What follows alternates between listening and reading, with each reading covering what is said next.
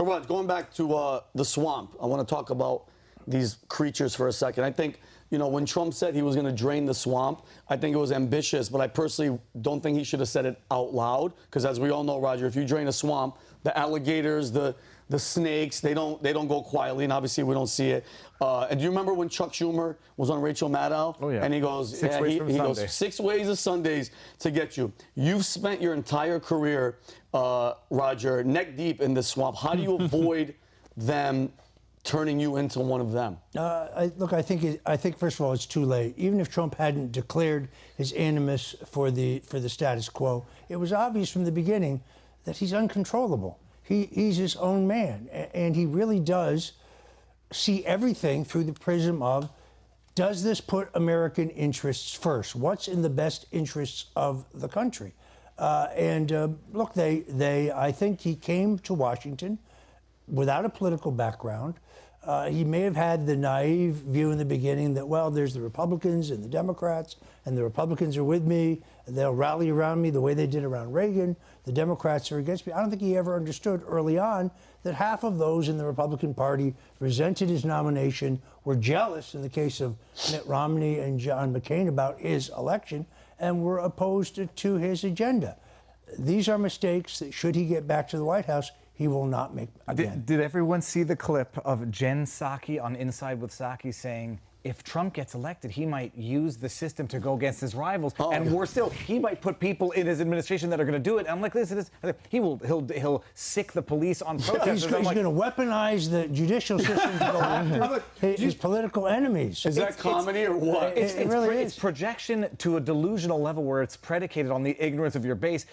Sick the police on protesters. You mean like what they're doing with the January 6ers? Right. Weaponize the system. Or just parents who are concerned about the curriculum in their kids' school, or those who are pro-life. I mean, it's Alinsky rules writ large. Everything they accuse Trump of wanting to do is what they're doing today while we sit here. And then when he says, I would deport these people. Eisenhower deported 1.3 million illegals. This situation where we have had millions of illegals come into the country, the city and state budgets are bursting at the seams because of the social services that are necessary. We have a crime epidemic. Yes, it has to be reversed to save the country. But the New York Times calls them concentration camps. Well, you have to put them someplace. Is where Mayor Adams is keeping them in these various shelters? Are those concentration camps? I mean, New York is bursting at the seams. $2 million worth of spending just in the last year to support the illegals. He's talking about deep cuts in the schools, in police protection, in hospitals.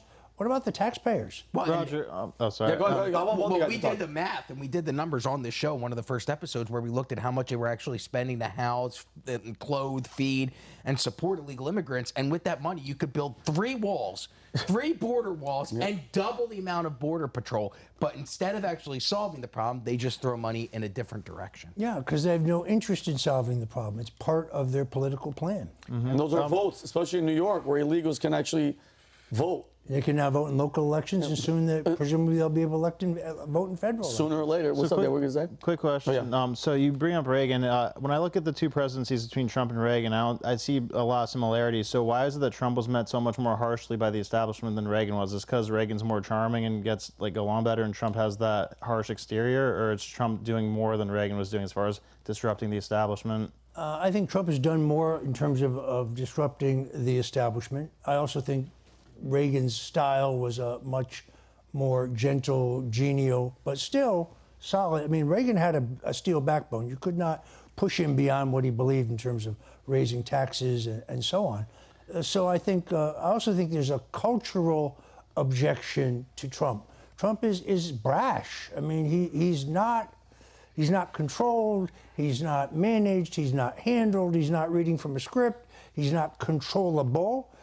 He's very much his own man, and I think that scares the daylights out of him. And there's also, I mean, the difference in the culture of the United States of America in between when Reagan was in office and when Trump. You didn't have 24-hour news networks. You didn't have in social media, the internet, where you could see every single thing that Ronald Reagan said. Whereas today, you can see every single thing that Donald Trump says, and you can watch it on your TV while you're watching it on your smartphone, while reading about it on the internet on your computer. So it almost feels like they've overwhelmed you with the amount of information that you can have now, and it turns people, because maybe Ronald Reagan said things that people didn't like back in the 80s, but guess what? It wasn't on CNN on loop for 24 hours a day. Yeah, so Reagan would put it another way, he was not subjected to the 24-hour media attack in all mediums, radio, television, cable, and most importantly, the internet. But it's funny, like, I'm not old enough to remember Reagan, but it seems that they've done the same thing over and over again. They did call Reagan stupid.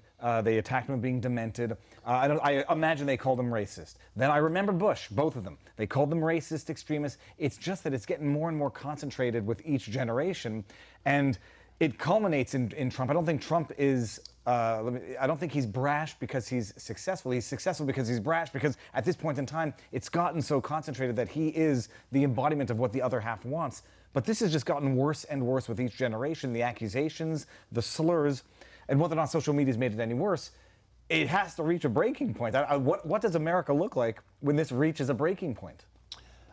When people can't afford gasoline, when they can't get groceries because the grocery stores are empty, but it doesn't matter because the buying power of their dollar won't buy anything anyway, or we're put on a digital currency system where if they don't like your posts on social media, or they don't like where you go to church, or they don't like the political contributions you've made, well, when that plastic card, you put it into the gas pump, guess what? Doesn't work.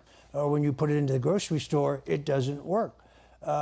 I mean, I really think that there's a quality of life. If the economy continues to go downward, and the American people's comfort is disrupted, I think that creates the perfect storm for the return of Trump. It is really just the impact and the manifestation of the policies of this administration. Do you think there's any hope, Roger? Because it seems like these people, like that train is going. There's no brakes. They are not stopping, Roger. We're seeing it with the FBI. They have their tentacles everywhere. Do you think that there's hope for us in the long run? Vincent, with Jesus Christ, all things are possible. I believe, I 100%. And by the way, he's not saying that as a joke. We actually go to the same church. No, I think this guy's legitimate. I'm praying for divine intervention. Look, it was impossible for Trump to win in 2016. There's not a chance in hell that he could win. He'd never run a presidential campaign. He was underfunded. He was undisciplined. He wasn't going to win, except for he did. Could that happen again? Yes, it most certainly could happen again.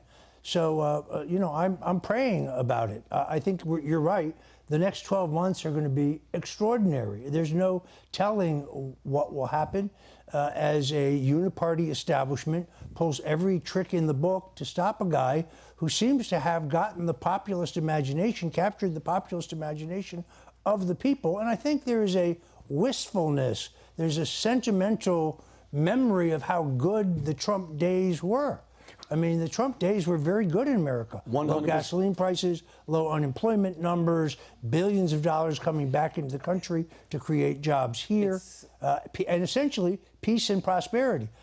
Like Biden, Trump withdrew troops from the Middle East. Biden's mistake was not withdrawing the troops. It was the manner in which he withdrew the troops. Not using our drone technology to keep the Taliban pinned down. He was essentially turning the country over to those we fought for so many years. I think people at this point, any rational person can look at where they're at financially now. I make more money now than I did in 2016 through 2020. However, the money in my bank account is less than what I had 2016 to 2020 because of Bidenomics. And I'm hoping that I was a lifelong Democrat up until 2020. And I started looking around and I went, and I think Bobby Kennedy said this, maybe it wasn't him, I didn't change, the Democratic Party changed on me. And that's what you look at. People who were somewhat, I'm a Democrat, I'm for gay marriage, I'm for certain policies.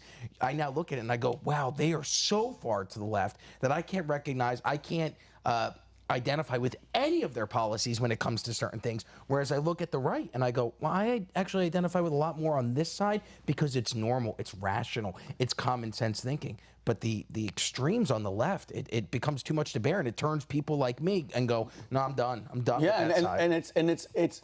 It shocks. It actually boggles my mind that people can't admit, Roger, because the left, they will die on the sword. They cannot admit, because we're richer. Donald Trump, pandemic aside, we were richer. Shit was cheaper. I felt completely safe. Nothing was going on. Nobody was fighting anybody. And the only thing that was hurt was people's feelings. That's it. I would much rather have people, and Roger, I watched your documentary the other day, and it was election day, and all that when they were recording the Hillary party, and people were just, I watched that on loop, and it just makes me feel good because it's like that just showed you how soft and coddled Americans, like that was what we wanted. We deserve this, and then now you got this wild man that talks off the cuff. But listen, would you not want that back?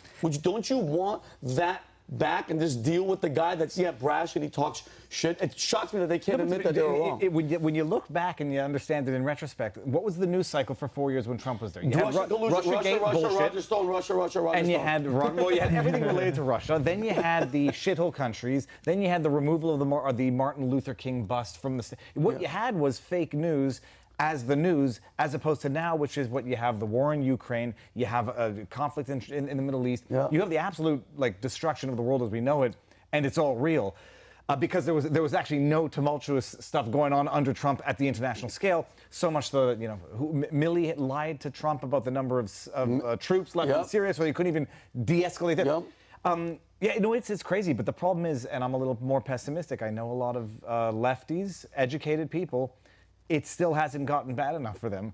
And I was listening. Insane. It's insane. It's insane because, and I talked to people on the street, like I was somewhere, the Democrat guy's like, well, we can't have Trump get back. And I was like, yeah, how much worse would it be? And it's indoctrination to the point where they cannot admit they were duped, that they lost more than they could have afforded to lose, and they don't want to admit it. And the only way not to admit it is not to admit it, because it's true. Because it's true. The most interesting numbers in that Bloomberg Morning Consult poll last week, people were asked, were things economically better under Trump or Biden? It was like 54 Trump, 35 Biden.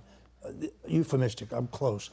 How about your own personal finances, your family finances? 53, 34. Those are the most important numbers. James Carville, who I know, isn't wrong when he said it's the economy, stupid. Still think it will be the economy.